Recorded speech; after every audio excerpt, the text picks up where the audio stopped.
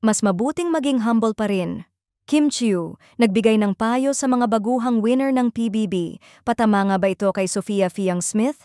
Matapos ang maanghang na sagutan at palitan ng patutsada online, ngayon si Kim Chiu na mismo ang tila pumalag. Pero ang tanong ng bayan, patama nga ba ito kay Sofia Fiang-Smith? O nagkataon lang?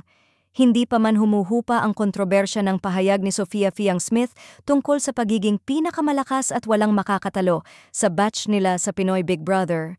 Isang tila makahulugang komento naman ang binitiwan ng Chinita Princess na si Kim Chiu, isa rin sa mga pinaka-iconic na produkto ng PBB. Sa isang panayam kung saan tinanong si Kim tungkol sa mga bagong batch ng housemates, sagot niya, okay lang maging proud, pero mas mabuting manatiling humble.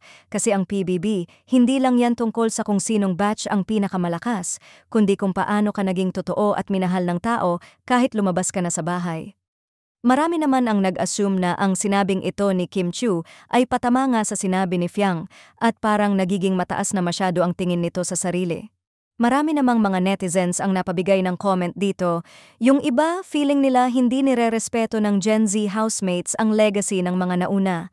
At yung iba namang bago, feeling nila pinapatahimik lang sila. Kaya mainit talaga yan. Saad din ng marami dapat tularan ni Fiang si Kim Chiu dahil ito ang unahang PBB winner na hanggang ngayon ay kumikinang pa din at yung iba inalaos na nga. Wala pa namang direktang sagot si Fiang patungkol sa mga issue na ito.